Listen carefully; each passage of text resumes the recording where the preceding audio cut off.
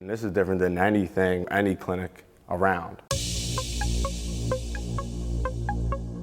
Workouts that are tailored for her, and that really makes a difference. Really personal. I've gotten way more mobile, stronger, flexible. Just everything just improves me to the next level. Welcome to the On Cue Performance Therapy Podcast, where we push sports performance and physical therapy to its apex. We change the game by bringing together the brightest minds in the field to offer best practices and question how things are done today. I'm your host, Mike Quintans, physical therapist and expert in sports orthopedics. I'm living my dream and opened a clinic that unites all elements of sports medicine under one roof to drive recovery and performance outcomes. What's happening, Performance Therapy Nation? This is Mike Quintans, your host of the On Cue Performance Therapy Podcast. Today, I'm joined by Dr. David Webner, a sports medicine physician at Crozer Health Sports Medicine in Springfield, also located in Media, Pennsylvania. Today, we are getting into COVID-19 in sports, cardiovascular screenings, and as well as what precautions will be taken in the future for COVID-19, amongst other things, maybe even concussions if we have time. But first, I want to take a moment to thank you right now for listening and showing the podcast some love by subscribing and leaving 5-star reviews. A big part of what we do depends on our reviews and subscribers. It would mean the absolute world to me if you would leave a 5-star review. So today I'm joined by Dr. David Webner. He's a board-certified sports medicine and brain injury medicine physician at Crozer Health Sports Medicine and is the director of running medicine for Crozer Health in suburban Philadelphia. He is also the director of Crozer Health Sports Medicine Fellowship Program. Dr. Webner's main research interests include endurance sports medicine and sports concussion. He has done studies on sudden cardiac arrest, U.S. marathon runners, and sports concussion in contact and collision athletes. Dr. Webner's sports medicine practice includes recreational, amateur, and professional athletes of all ages with musculoskeletal injuries and sports medicine conditions.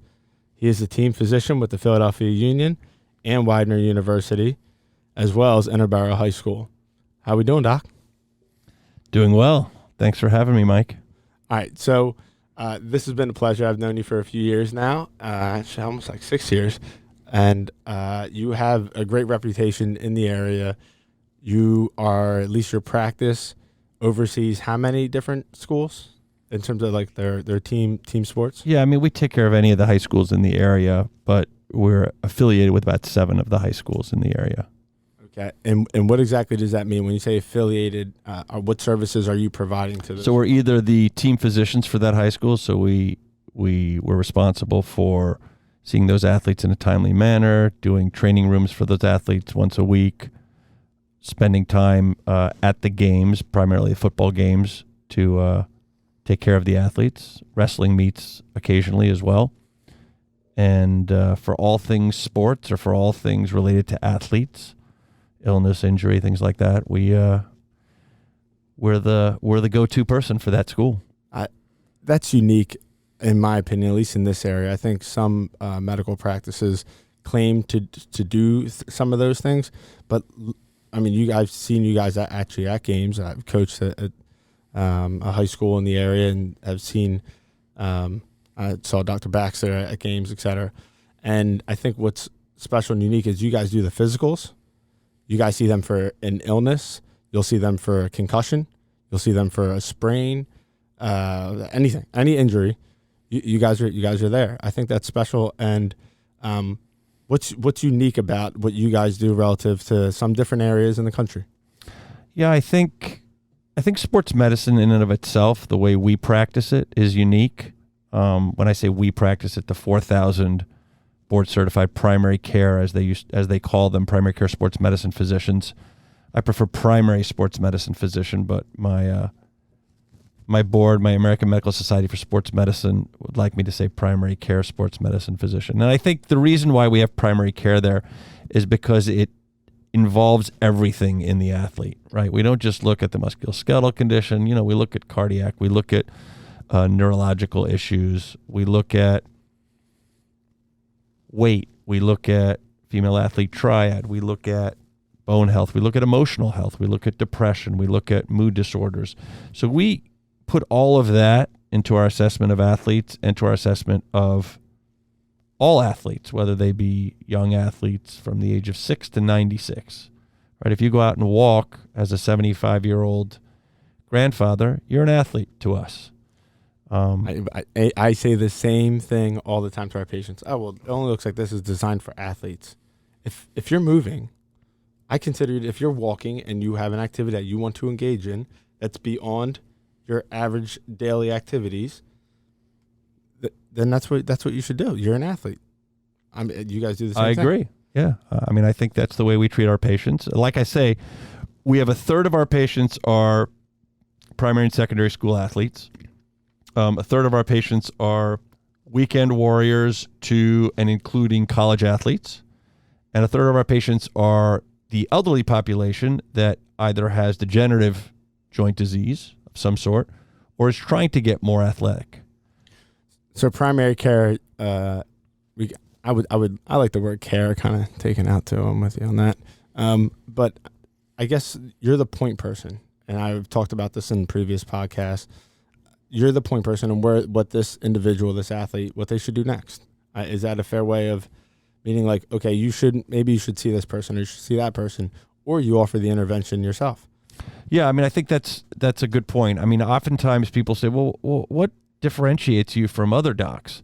I think in this world of a ton of information that we can all get bogged down, Dr. Google, you try and Google something or you try and look for it yourself. Sometimes we get bogged down in the details and the minutia. And I think when you can go to somebody who's able to kind of clearly navigate the landscape, I think it makes it a lot easier.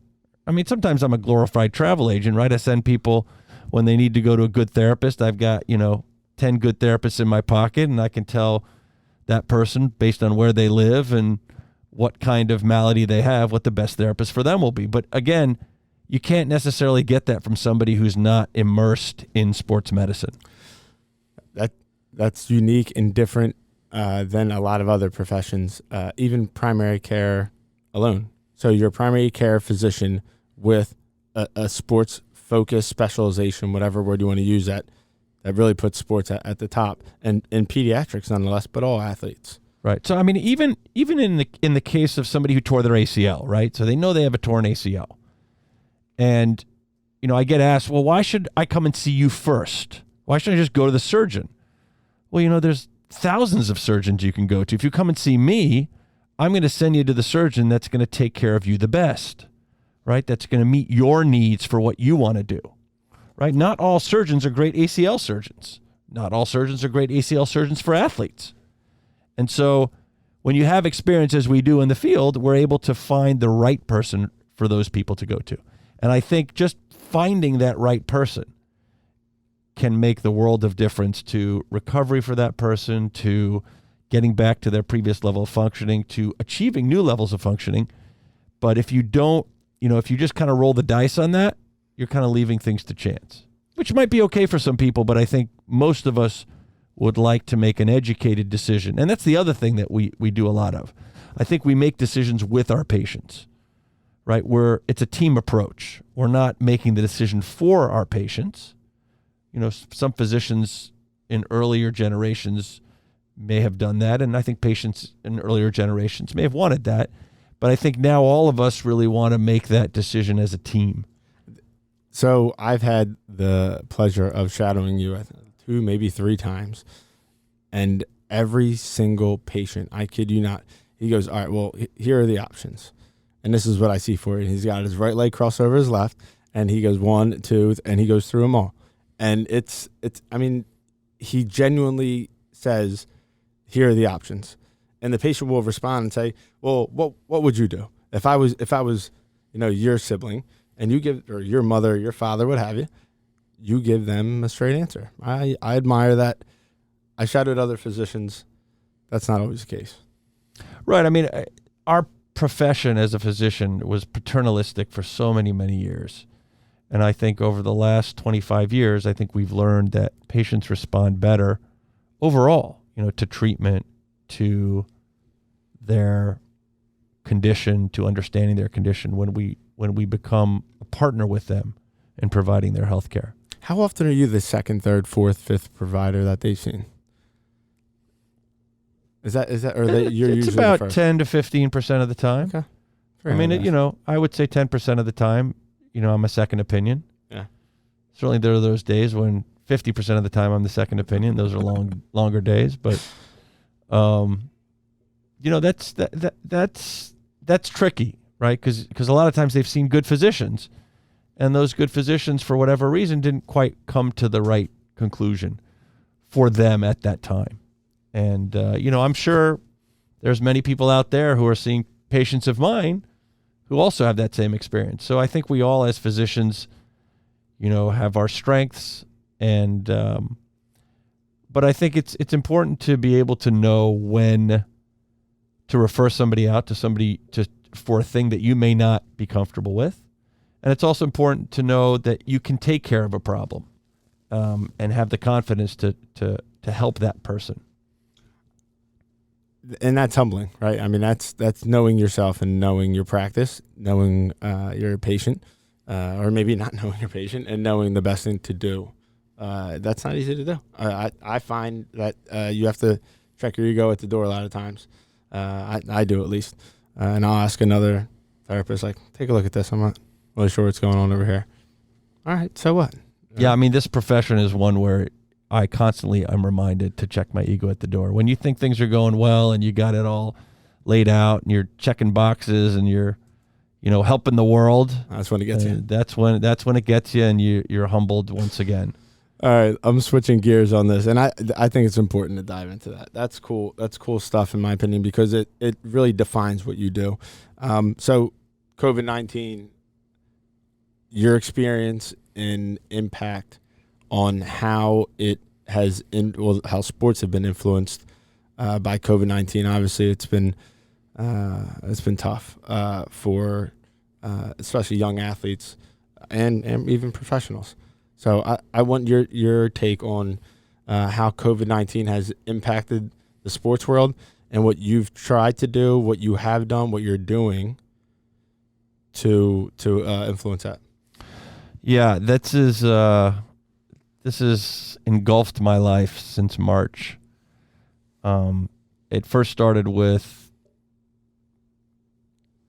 trying to find a way to get Major League Soccer back on the field for the collective psyche of our nation, right? I mean, for a while, everything was shut down, and we need to get sports back out there. And, if you consider our nation or the world as a patient, you've got to help that patient from a mood disorder standpoint, from emotionality, and by getting them to enjoy things that they enjoy doing, watching sports, rooting for their favorite teams, was one of the ways that I think helped move us out of this doldrums or this drudgery of quarantine that we all seem to be in for a while.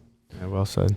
And so I worked with a bunch of other physicians at Major League Soccer as the information was coming in about COVID to get that league back to play.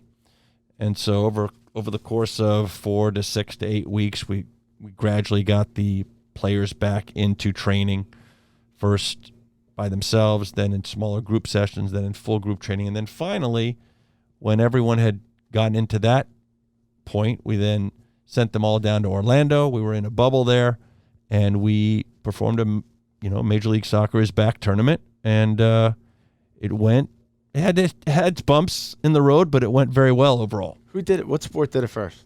Major League Soccer did it first. That's cool. I hope Major League Soccer, and they will, gets credit for kind of putting their foot out there first. You're seeing the Big Ten now.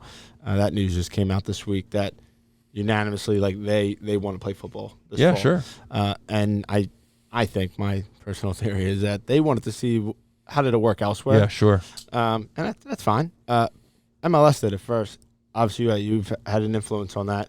What were some of the biggest challenges in helping put that together? I mean, you're across the United States. Yeah, sure. So I think, listen, our leadership at MLS, Don Garber, Mark Abbott, the commissioner and the vice commissioner, I mean, they do a phenomenal job incorporating medical expertise within their decisions when it comes to Major League Soccer. And I'm fortunate to be working in that kind of an environment.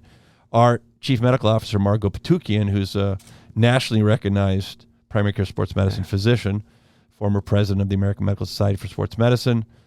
And she also gives the physicians at Major League Soccer and the athletic trainers at Major League Soccer the ability to tailor the right thing for their athletes.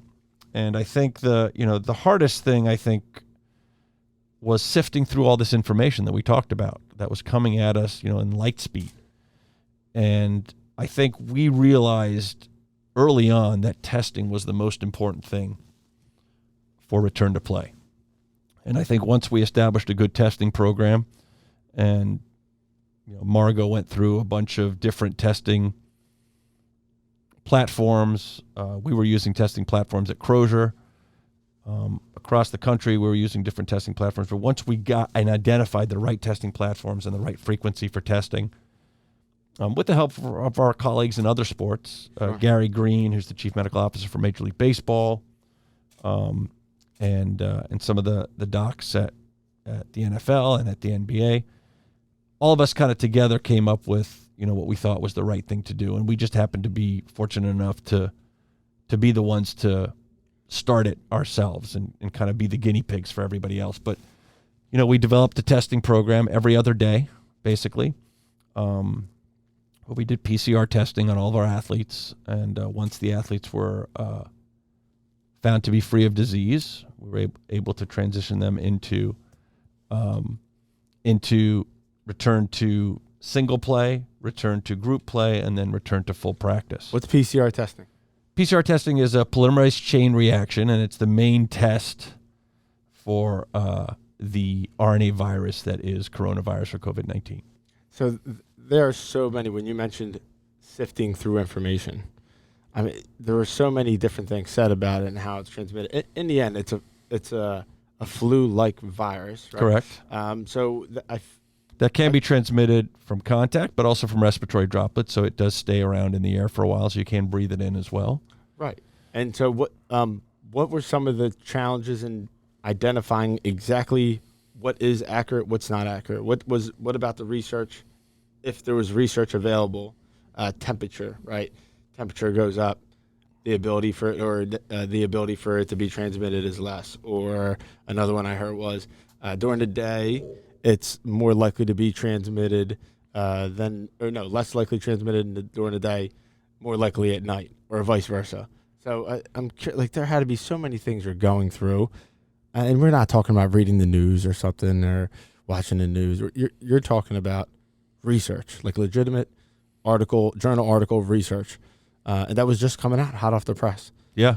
So what was that like? I think you told me how many hours did you put in? You told me this back in May or June. I have no idea. I was working harder. Hours. Yeah, I was working harder during this period than I've ever worked. Maybe prior to when I was an intern.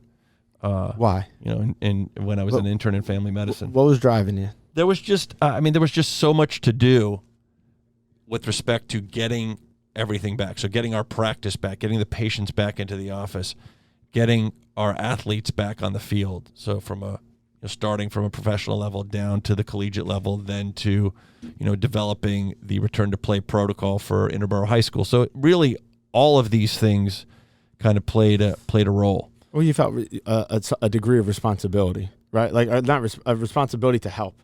Like you have resources and an influence where, okay, my brain can handle this information, putting together a plan that we can do this safely, right? And like you said, all the turmoil and everything going on. So, kudos. But I mean, it's also important to surround yourself with people that can help you. And I think I couldn't have done this if I didn't have the support of my office manager, if I didn't have the support of the lab at Crozer to help me with analyzing the right tests, the right time course of doing that, the support of Margot at the league office for letting me find out the right tests, find out what the best protocol for, the support of my team, the Philadelphia Union, the support of the athletic training staff, Paul Rushing and Steve Hudima, the support of our head sports scientist, Garrison Draper, I mean, it was just so many people that were involved.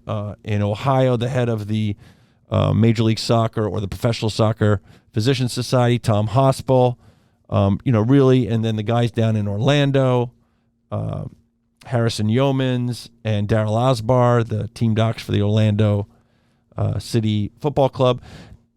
We really worked really, really hard to find a way to get our athletes back. And listen, there were bumps in the road, right? Initially, early on, we had 2 teams that had a lot of positives. Unfortunately, they had to get sent home because, they were up into 8, 9, 10 positive COVID cases. And unfortunately, they couldn't participate in the tournament. But, they were sent home. Everyone was taken care of. And now the whole league is back.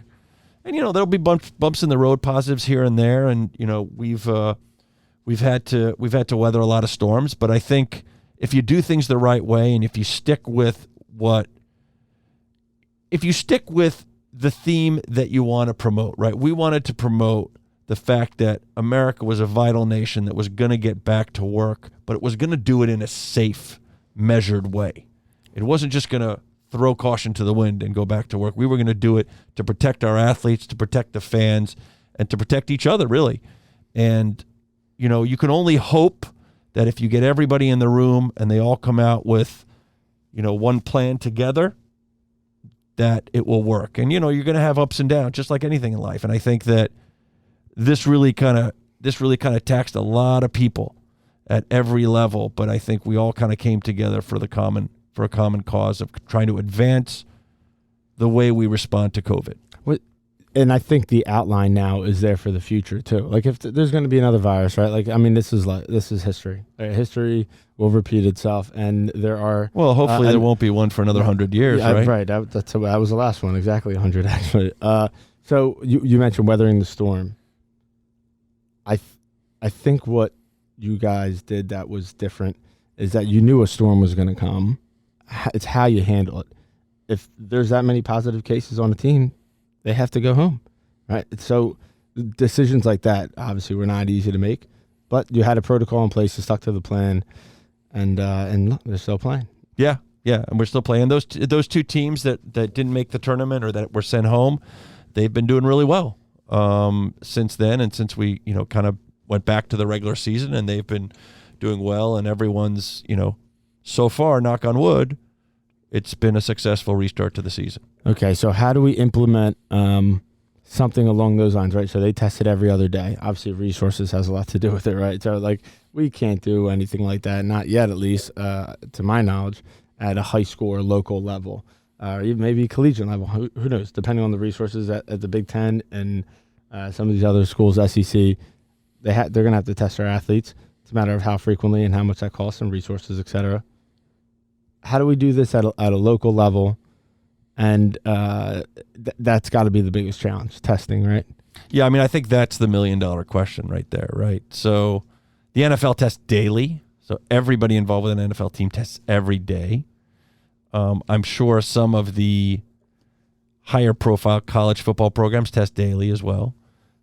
Division I colleges with a lot of finances will test, a few times a week, I'm sure. But then you have the smaller colleges. What do you do in those cases? And then trickle down to all the high schools. And that is a really challenging thing. And if you look back on it, it's pretty easy what we did with MLS, right? When you have to look at how to get a high school back that you can't test every single day. I'd love to test my kids every day, right when they walk through the door.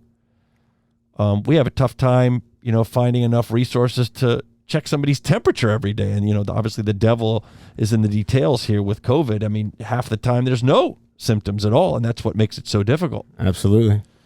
And, so, I mean, we've structured it in the best way we know how. And it's a simple method, but, it really starts with accountability, right? We all have to wear masks. We all have to social distance. We have to think constantly about whether we're doing the right thing or not.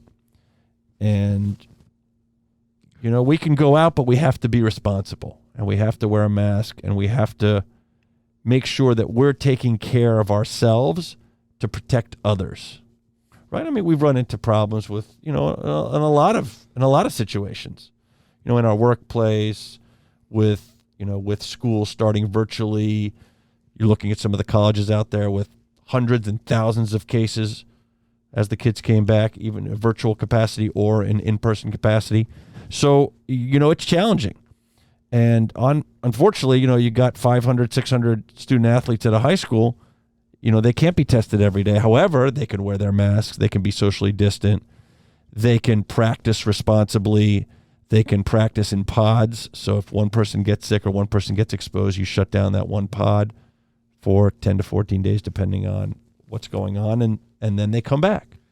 Have you been consulted on any of this? If you don't mind me asking, if you don't feel like sharing that, that's fine too. But I would think that some of these schools that your practice is affiliated with would say, you know what, look what Dr. Webner and his practice did with MLS. He's our team doc, or that practice has some responsibility at my school. Superintendent so-and-so, let me get Dr. Webner in here and let's talk about this. How do we what's the best way to do this? Yeah, I mean, early on we did this as we were putting together the MLS protocol and as we were getting MLS on the ground late May, beginning of June. We started having the athletic trainers and the team physicians in the area get together on a bunch of Zoom meetings together to kind of come up with a unified approach. Matt Grady was one of the team physicians. He's a CHOP physician, and he's kind of connected with the CHOP policy lab with Dave Rubin and PJ Brennan at CHOP.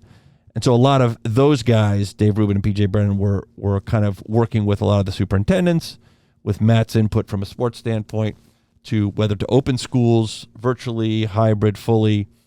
And the athletic trainers and the physicians were a part of that conversation. And yeah, I'm consulted on by some superintendents and obviously, other team physicians and athletic trainers that we're involved with it at Crozer also, have consulted us as well. But my partners, Dr. Dupre and Dr. Baxter, very familiar with the right ways and the right ways to navigate through COVID and the safe ways to navigate through COVID. And so they're doing a lot of that as well too. But yeah, I mean, I think people know that, we've been working hard at this and trying to find the safest way to bring everybody back. And, there has been a lot of dialogue. That's where it starts. And then a plan is in place, and every plan has to be different, could be different, down to the details, depending on the school, the resources. Do they have enough field space on that property to have all the kids outside? Can indoor sports actually go on if the school is virtual? Should any sports go on if the school is virtual? There's sports like women's tennis is one where the ball is picked up, and someone else has to pick the ball up. So how do you get around stuff like that? In your opinion, what's the safest sport to go to play right now, going forward? Well, I mean, we've stratified those sports, right? The close contact sports, football, basketball, lacrosse, those contact, wrestling, obviously. Those are the highest risk sports. The CDC did come out on August 7th with their mask and their face covering recommendations. And we all know the coaches are supposed to have face coverings. The athlete has face coverings till they get to the field. And then there's been this thought that they could take off the face coverings and participate in practice and participate in games. That worked great for Major League Soccer, for the NBA, for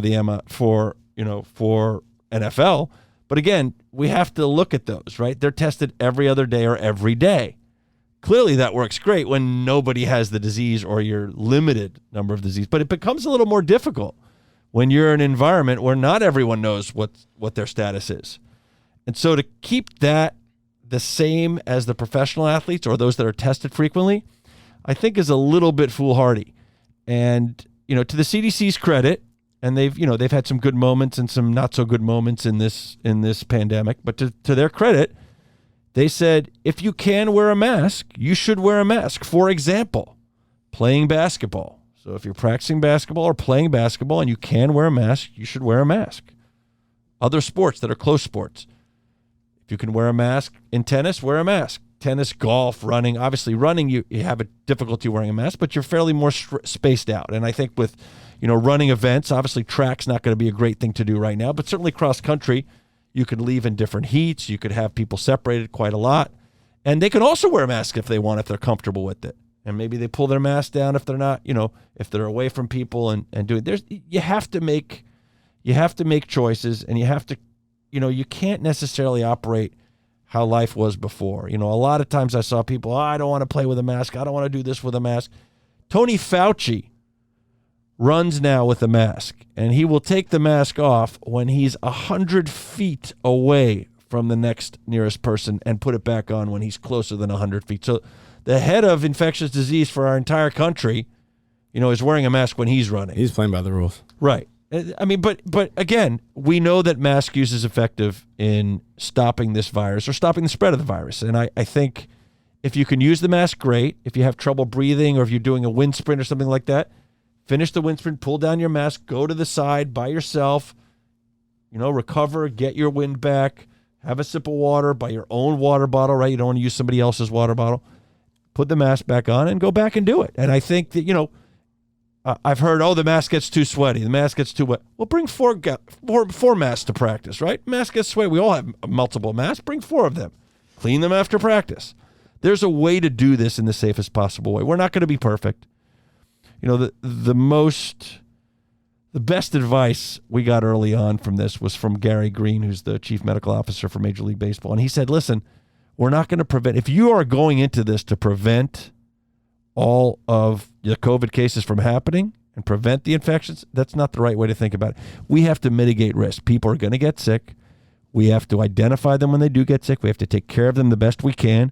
We have to mitigate risk, decrease the amount of risk we have, but still let our people go out and exercise and be healthy and still enjoy a modicum of life as we knew it before. But we're going to be able to adjust, and we're going to be able to develop what life is like now. And that's what's different, is that you're applying something common sense, right? I mean, it really is a lot of it's common sense. If you understand the nature in which this disease this virus is transmitted in the air, contact, then you know that you have to wear a mask. And if that mask gets sweaty, you have another mask. So there's so much of this that's common sense. If you can do it with a mask on, do it with a mask on. It's really that simple. So I appreciate you sharing. I think it to be common sense, but people need to understand if you know how it's transmitted, and all this talk about how masks don't work. This is all political. The facts are the facts. Yeah, I know it's laughable. The facts are the facts. Okay, regardless of. I remember hearing in the beginning, I had someone tell me, "You're not going to die from this, so what do you care?" We have a social, and I know I can see blood. You're fuming out of this from that, but we have a responsibility and a degree of accountability, especially as medical professionals, because of who we come in contact with every single day, that we have to do the right thing because we know it can have a huge influence not only on our individual practices, but on our patients and their families. Whether it's a 10-year-old that comes in here or a 99, which we have a 99-year-old that comes in here. Yeah, I mean, listen, we're examples to our patients, to people in the community. I love driving into Center City, Philadelphia, because everybody wears a mask there. And I live in the suburbs, and I'll leave my suburb out of it and leave the name shall remain nameless. I'm sure you could Google me and find out where I live. But even walking through I put my mask on when I go outside, walk my dog, when I go outside to the market or whatever. There's a lot of people that don't want to put their mask on. Man, please put your mask on. But I only live 100 feet away. I know, but you're standing 2 feet away from me, even though you only live 100 feet away. It's really that big of a deal. Yeah, so, I mean, it's... put your mask on. Listen, I think we've all learned and grown, and I think it takes some people longer to kind of get the hang of things. And, we're going to be in this together, and, hopefully we can kind of come together and do it in the right way. I think mask technology is next. We don't dive too deep into this, but I think it is interesting that mask technology and ability to breathe. I've said it the last 3 weeks. The amount of energy my body has used up in breathing through a mask over the 13 hours a day or 12 hours a day I have this thing on is it's got to be a specific degree of energy that I wasn't using before. Right, but now you've adapted to it. You're getting better at it, And if I compared you to your ability to take in oxygen now as it was 3 months ago, you're probably better at it with the mask on now. The body adapts. Right, the body adapts. All right, so I'm curious your take on. All right, so kids test positive. How can they recover from this? What are some of the downstream effects? I say kids because you see a large majority of pediatric population, but you also see collegiate and professional. And I think something that people are missing in this whole COVID thing is that, okay, maybe that person didn't die, but they're dealing with the after effects of COVID. Can you dive into some of the after effects that you've seen? I think there's all these affects your respiratory system. Well, how does it affect your respiratory system? Right. So, I think, a lot of these things we don't know why and how it affects them, but it's a multi-system organ effector, so to speak. I think the one thing in the sports medicine realm that we're finding out now that, research is being done at the second, as we're speaking now, is the cardiovascular after effects of this. I mean, there have been some studies that show that up to 60 to 70% of people, whether symptomatic or not, have had changes to their myocardium, the heart muscle, during the disease and after the disease. 60%. Up to 60%, right. And so, that was a study, a German study, that there were some issues with that German study, but it did show they did cardiac MRIs, which are not the standard of care to look at this stuff, but they did cardiac MRIs on people these were people who were hospitalized with COVID, and they had, after they recovered, a large majority of them had changes in their myocardium. And so that was our beginning to realize what was going on. We now saw that athletes, about 15% of athletes had some changes on echo in a small cohort of athletes, about 70 to 100 athletes. What changes? What kind of changes on echo? So changes that looked like myocarditis. Oh, wow. Okay. All right. So post-infectious myocarditis or inflammation within the muscle of the heart. And that can be asymptomatic. Right. And many of them were asymptomatic. Right. But knowing that, we have to take special precautions. And so the question is, do you echocardiography, EKG, and blood test for troponin or heart damage everybody? Or, initially we said, yes, let's do that. So that's what we did for all of our Major League Soccer athletes, right? Wow, who tested positive, even though they were asymptomatic. They all got that testing. Luckily, they've all been fine, and most of the athletes have been fine. There's been a few that have had that we've seen that have had myocarditis that weren't necessarily symptomatic with it, and those people we've held back, we've treated, and they've done well. I can't wait for that. The problem is, you're looking at these colleges who have 1,000 kids who are positive, right? And they have 100, 200 athletes, right? You have the Division I college that has endless amounts of money. Yeah, they could echo everybody and EKG everyone and blood test everyone. But then you got a smaller college, Division II, Division III. You can't necessarily afford that. And so we've come out with, Dr. Dresner, who's one of the heads of screening EKGs around the country. He's a primary care sports medicine doctor at the University of Washington. He's come out with guidelines with Aaron Baggish, with Matt Martinez, who's the head cardiologist at Major League Soccer, one of the sports cardiologists in our area, Marty O'Riordan, Ansel Jones, who's our head team cardiologist with the Union from Cardiology Consultants. They've gotten together, and a lot of the sports cardiologists across the country have gotten together, and now there are algorithms that are being developed. If somebody was asymptomatic, maybe we just watch them and gradually get them back to play over a 10 to 14-day period of time. If somebody had some mild symptoms, maybe do an EKG, make sure that we don't see anything untoward on the EKG.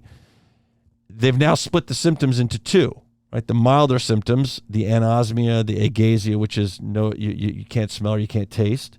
You have, a little bit of, you have some GI upset, things like that. Those are minor criteria for people who've had a couple of days of those symptoms versus if you've had a fever, right? If you've had difficulty breathing, right? If you've had more major symptoms that could connote a more major issue, even if they've only had for a couple of days, those people really should have an EKG and probably an echo and a troponin test. They're identifying, they're correlating those risk factors, those symptoms with. So we're learning every day. Wow. I mean, we were talking about how we're going to manage a lot of the athletes in the university setting who've had this.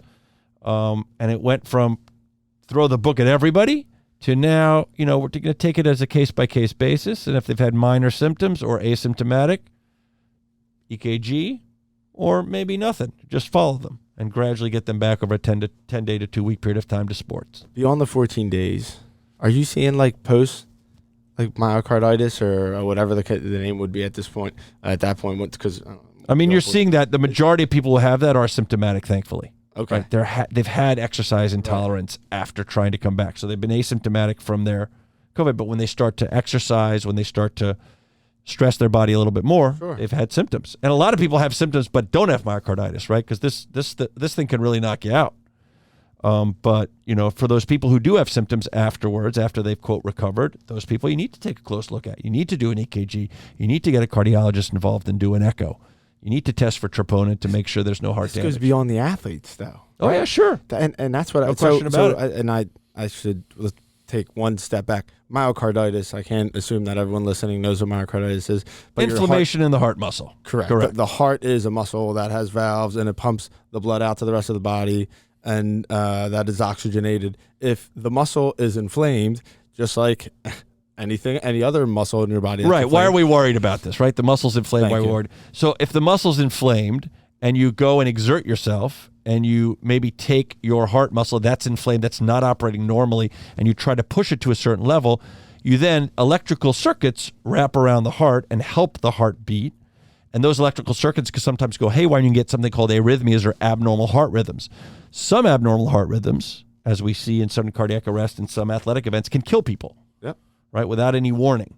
And so we're trying to make sure that we're not sending people who have hearts that are compromised back into athletics if we can highlight who those people are, and we're trying to prevent, God forbid, a horrible situation. Minimizing risk. Right? So, exactly, mitigating risk, right? So we know that a lot of the younger population who's fit and who's an athlete and who's healthy, they're not going to necessarily have a protracted illness. However, these people, while they're not going to have an illness, they're not going to get hospitalized, God forbid, 3-4 weeks later they're playing sports and bam, because they have myocarditis, they have an arrhythmia and die.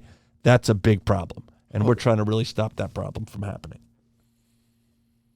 All right, so it's hitting me right now that of all, my patients and friends and who's been out of the house the most are the kids. And if these kids are asymptomatically positive because they've come in more contact with people and their friends, and so kids are probably, I'm going out there and saying that young kids and even adolescents have come in contact with more people than the average adult, right? So if it's fair to assume that, then it's fair to assume that more of them are asymptomatic. Again, maybe not the severe, right? The more severe case where myocarditis is more likely. Correct. But nonetheless, symptomatic, increased risk of myocarditis, asymptomatic myocarditis. What are the downstream effects of myocarditis for them a month from now, 2 months from now, 3 months from now? And what can we do to make sure that this isn't going to be an issue later in the fall when sports come back? Yeah, no, that's a good question, right? I think communication is the most important thing, right? And for kids to tell their parents how they feel, their parents to take them or call the physician if they have any questions. Luckily, as we talked about, the asymptomatic adolescents, college students who are asymptomatic and have COVID are most likely not at any risk for developing myocarditis or cardiac conditions. Right. And luckily, the younger you are, the less of a chance of being symptomatic you are. So most of these younger kids, 6, 7, 8, 10, are not necessarily developing, if they're asymptomatic, are not developing anything untoward afterwards. But knowing what to look for, right? Knowing if your child's laboring and having a difficulty playing sports that or taking walks with you or, running around the house, then something's wrong. Well, Tommy's been sitting on the couch for the last 6 months, so nothing. Right? Kidney's out of shape. Correct. But gradually, you gradually have to build that up. And the kids have to talk to the parents and the parents have to talk to the kids. That's not always an easy thing to do. Sure. But, I think as we communicate and as we learn more about this, and this could change, right? In 6 months from now, we might know that fever is the only thing that's a harbinger of myocarditis, right? And so that's the only thing we're looking at. Did you have a fever or not? The other stuff might be immaterial. Even if you were down for the count for a few days. So again, things are changing almost daily. Again, I got this email today about these new guidelines that are not even out yet. They're going to be coming out. And you just kind of have to go with the flow. Go with the flow. I think communication is key. I had another physician tell me, and he had asked me, what is your experience in how families and parents and kids, especially kids, are handling this? And I reciprocated and asked him the same question. And he said, the families, the kids that have a strong core family, meaning there's communication, the parents are around, they're not in a room by themselves all day and then playing video games and before they go to bed and doing nothing with anybody else all day. They're not isolated all day. Those are the ones that are struggling. The other ones that are with their family, communicating, and have help, they're doing okay. Yeah, I mean, I can't necessarily speak to that. I get that. Well, you have a family, so yeah. But listen, I have a family, and sure. some of the people you mentioned in the family do isolate and play video games or whatever, and are on their computers all day, and some are more sociable. But and every kid has their ups and downs, Sure. especially with this unprecedented time. And again, we like to take it as a case-by-case basis when we're dealing with our athletes. Sure. Not everyone's cookie cutter. You know that as a physical therapist. And, I think, every kid and every mom or dad has a little bit of a different way of relating to one another. And I think, as long as we're patient and we try to slow down and look for the right thing to do, I think most of the times we're successful. How can we change the screenings, or what should we change any of the screenings that we're doing on our physicals with these high school kids that maybe sports are coming back in the fall? I'm hearing whispers of that. Or here's the other interesting thing: the club sports are back. They've been back, right? They've been back. Yeah, they've been back. Are they required to get physicals? Are they required to undergo any medical screenings? Not that I don't think there's anything that's standardized for the club sports. Okay. I think many clubs will have their doctor sign off on things, but there's no standardization among the club sports with that. Yeah, like there is with PIAA, which Correct. is Pennsylvania. Correct. Okay. And so we're dealing with other stuff now, right? We're dealing with COVID. That's not even a part of the pre-participation examination and physical exam and history. So we've had to amend that. Sure. To do that, and so. It's going to be really interesting to see what happens as sports tries to come back in the mainstream, not necessarily up at the higher echelons, but in the mainstream. And, again, we're going to mitigate risk. There's going to be people who are positive. We may need to shut seasons down or teams down here and there for 2 weeks. We're just going to have to be understanding about that. How can we mitigate risk at the local levels now? Are there plans in place? And again, this podcast may not come out for a few weeks. And this is changing day to day, hour Sure. to hour. To my understanding, tests are at a premium. You just said it yourself. The NBA has their testing every day. The NFL is testing every day. The schools that can afford it, the universities that can afford it, are testing every day. I'm not an economics major, but I can tell you, if everyone's buying up these tests that can afford it, then how do we get those? How do we get hands on those tests locally? So, I will tell you, a lot of the professional organizations and college are, as they get tests, they're also donating those tests to the local organizations. Cool, that's nice to hear. So, no one that needs a test is really going begging for a test. Luckily, in the United States, I'm not sure exactly what the situation is around the world, but the United States testing apparatus is finally up and running fairly regularly. And sometimes you have to wait 3 or 4 days. You might not get the test back right away, but most of the time you can get a test if you need a test. And I think with our athletes, our high school athletes, we should be able to continue to do that if they should need a test. But again, the screening questions that we have are pretty good. Up to 50% of people are asymptomatic. We're not going to catch those people, but the people that we do screen and that we do have high risk factors for, coughing, respiratory distress, fevers, things like that, body aches, chills, those people stay home, right? We screen them. A lot of the schools are having these apps that they screen. You have to fill out the app in the beginning. My son or daughter doesn't have a fever today. Their temperature is less than 100.2. They don't have a cough. They haven't been exposed to anybody who has a cough. They haven't, left the state. Correct. Correct. All that stuff. And so that can be helpful, right? If we don't do that, we miss 50%. But if we do that, we do capture a little bit more. We can't prevent everyone, but we're just going to have to, as a community, we're just going to have to come together. And, you may want to go out. You may want to go to work, when you're not feeling well, but you can't, right? In the old days, we could do that. No one would be worse for wear that we knew of. But now you can't do that. You got to stay home, until you're feeling better. You got to be honest and truthful with yourself, because it affects not just you.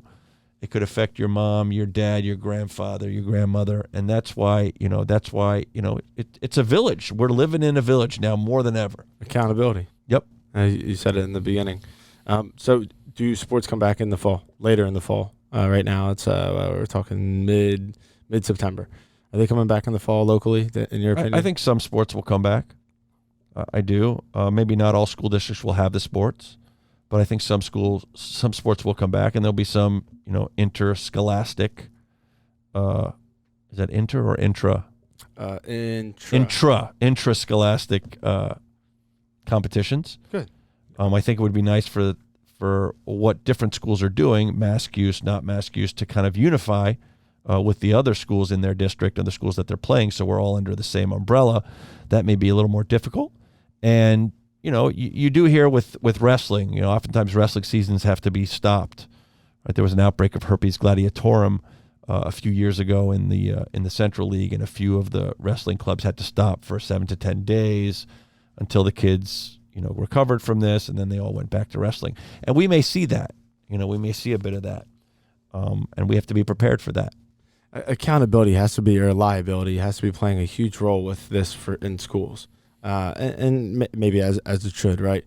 But you're seeing a lot of these club organizations, and even I heard one today. The CYO, the Catholic Youth Organization, does not have a football program this fall. There are club football teams that are putting together teams, right? To compete against one another, independent of any organization, right? Yeah. It's fascinating to me. I don't what precautions are they taking? Are they required to take precautions? Who's overseeing this? Who's enforcing this? I'm right at the front of the line with everybody else.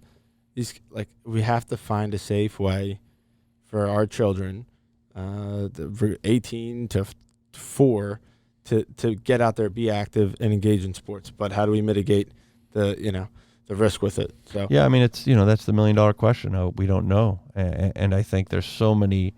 We're so vast as a country with what we do as far as sports participation and athletics that you can't necessarily monitor everything. It's hard to do that. But again, I think it goes to the accountability. I mean, you can try to play. You can be in a position where you may have increased risk, but you have to be accountable, right? You have to be strict. You can't let the parents, overwhelm the field. You can't let the coaches take their mask down. They got to have the mask up all the time, right? So you have to do things to try to mitigate that risk, as we talked about again. And I think that we're gonna see, right? We're gonna see if we can do these things, and maybe we won't be able to do them all at once. Maybe we'll have to do some of them at some time and then come back and try again. And there may be a lot of stopping and starting. But I think it's reasonable to try, as long as you're being accountable. It's reasonable to try and see if we can push the envelope a little bit, as long as we're taking care to not put people in danger. That's everything I got. I've learned a ton through this. You put hours and hours of research into this. The cardiovascular effects, pulmonary effects of this long term. I think that's going to be very interesting. Yeah, we'll see what happens. Yeah, right? Sure. I mean, myocarditis it's inflammation. Okay. Mm-hmm. What are the long-term effects? Sure. You can get scar. You can get scar on the heart muscle, and I don't know, 5 or 10 years down the road, do these people need to be EKG'd every year? Do we need to echo them every year? So we'll continue to learn, and we'll continue to understand a little bit more as we can. And we're not going to be perfect, right? We all know that, but we're going to do the best we can to do the right thing. You're managing expectations by saying we're not going to be perfect, and I think that's a fair expectation. There's a lot of people in the public right now that feel like, oh, well, we have to be perfect. Cases can't go up. They're going to go up. You have to be logic and reality. Being a realist here is often underappreciated and understood. So, what other direction can we go with on COVID here? What else do you feel like is pertinent to our listeners to understand either about COVID and obviously you're putting in the hours to make sure it comes back, sports come back one way or another. What are your thoughts? What else you got? I mean, I think, I think being careful to make knee-jerk reactions is a good thing to say. Taking all the data, sitting with the data for a week, 2 weeks, you don't have to make the decision right away. I know we want things to happen right away in our world, right? We want immediate impact. We want immediate gratitude. But sometimes you just have to take it with a grain of salt, and you have to take time to let things develop. And, sometimes we do things too quickly, right? We shut the schools down maybe too quickly, or we didn't shut them down quickly enough. So we have to really find the right balance. And, it's going to be hard. It's going to be hard to strike that right balance. And we're not going to get it right all the time, but no knee-jerk reactions, right? Get together as a organization, as an administration, come up with things together. Don't put your own ideas out there without consulting other people, right? Let's get together and have some shared experience, have some shared knowledge, and come up with, a thoughtful way of doing things. That's such a refreshing perspective to say no knee-jerk reactions. What, 2020 in the United States of America? No knee-jerk reactions? You kidding me? I mean, I think you nailed it when you said it's not going to be perfect. So what you're saying is this is going to be a work in progress. This is not going to be perfect the first time we do it.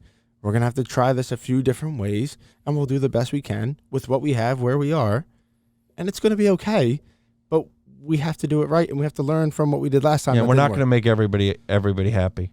There's going to be people who are unhappy that they're not going fast enough. There's going to be people that are unhappy that we're going too fast. And sure. You're not going to, what do they say? What's that saying? You're going to break a few eggs when you make the cake or whatever. I think it's probably going to happen. But I think, let's get together. Let's talk about it. Let's exchange ideas. No ideas are off limits at this point, right? We have to be open. Right. I love it. I think that's a perspective that the people need to have. What else you got? Is there anything else? I'm interested in the rehab portion of a return to play from COVID. How do you clear that? You got a minute to jump into that? Like, Sure. How are these athletes cleared to return to play? What needs to happen? Do they need to get treadmill tested? What are we doing? So, I mean, with respect to what, right? I mean, with cardiovascularly, you have to gradually build them up like they would have the flu, or they would have any type of illness. Sure. Right? Mononucleosis, right? Those kinds of, viral illnesses. Pneumonia, right? You have to take it easy, right? You have to take it easy. It may take 10 to 14 days for some kids. Some kids may need to go about slower. Beyond the point where they're asymptomatic, right? Correct. Exactly. Right. Exactly. Follow that. So that could be. I think a good rule of thumb is you're going to go out, you're going to exercise gradually. If your discomfort or your inability to do something, if you can take your own perceived pain level or perceived exertion level before you go out on a scale of 0 to 10, and it's a 3 or a 4. If you go above a 5 or a 6, you got to back down, right? If you're feeling good and you're still at a 3 or 4, maybe go a little bit more. But it's going to be a slow process, just like everything we've done, right? We didn't open up like that. We opened up slowly. And when we opened up too quickly, we had to close and reopen. And it's going to be the same thing with rehab from illness or injury or inactivity. Right. So for the most part, in the average healthy individual, otherwise prior to COVID, test positive for COVID, your recommendation is asymptomatic. You can begin cardiovascular activity. Correct. And if the baseline is a 3 or 4 in terms of rate of exertion, and on a scale from 0 to 10, and if it goes up 2-3 points, all right, maybe you back off a little bit. Right. I mean, I think that what we've learned from injuries, right? Not necessarily illness, but injuries, right? If somebody's coming back from a concussion, right, they have a graded return to play. If someone's coming back from a stress fracture, there's a graded 4, 5, 6 week return to running or return to weight-bearing exercise. The same thing. We can use those models to put towards this model. And why wouldn't it work, right? It's proven to be safe. Yeah. Whether it's concussions, you're talking neuro versus, cardiovascular, why not, where we use the same principles. Yep. I'm good. This has been awesome. How do our listeners get in touch with you, Dr. Webner? You can call us. I think that's probably the easiest way. Sports Medicine, Crozer Health Sports Medicine, 610-328-8830. You can go to any of the Crozer websites. Crozer Health is the new brand for what used to be known as the Crozer Keystone Health System. But you can go and Google Crozer Health. You can put my name in there, David Webner, my partners, Kevin Dupre and David Baxter. I think that's about it. Who else is doing research, active research in sports medicine in our area consistently, right? In the Philadelphia region. I mean, we can dive into in the city and what have you. Sure. I think suburban Philadelphia. So there's different people doing different forms of research, right? There's clinical research. So a lot of the docs, a lot of the sports medicine docs in clinical practices around Philadelphia and around the suburban Philadelphia are participating in clinical research. When you want to talk about more biomechanical research, basic science research, you talk about guys like Tom Kaminsky and Tom Buckley, guys at the University of Delaware, doctorate of education, doctor of PhD. They're doing research on heading and concussions. They're doing research on other injuries sustained after coming back from concussions. They're doing research on what kinds of performance at baseline predict injury, may not predict injury, may help with return to play. So they're doing a lot of those basic science. So the universities are doing a lot of the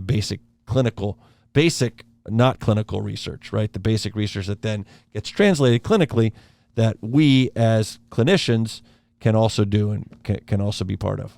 Teaser part 2 right there. I would love nothing more than do a roundtable concussions with you. I've been talking about it for a month. So we got to do it. Yeah, eventually. We can bring in Dr. Tom Kaminsky from the University of Delaware Human Performance Center, and all his Department of Defense grants and NCAA grants. He can come in and talk about, from an athletic training standpoint, the biomechanics behind heading and whether that's good or bad for youth. Okay. And so we can bring in John Leddy from the University of Buffalo to talk about the Buffalo concussion treadmill test that he developed years ago. He can call in. Right, we can bring in Tina Master and Matt Grady from Children's Hospital of Philadelphia. Sure. Bring in Rob Franks from New Jersey to talk about medication treatments for sports concussions. So there's a lot of different people out there. Let's get the minds together. Yeah, sure. And microphones, and we'll make it work. Thanks, Doc. You're the man. I appreciate you coming on. Thanks for having me, Mike. Thanks for listening to the On Cue Performance Therapy Podcast. If you like this episode, please subscribe on Apple Podcasts and Spotify. It would mean so much to me if you could leave us a 5-star review so more listeners like you could get this important information. See you next time.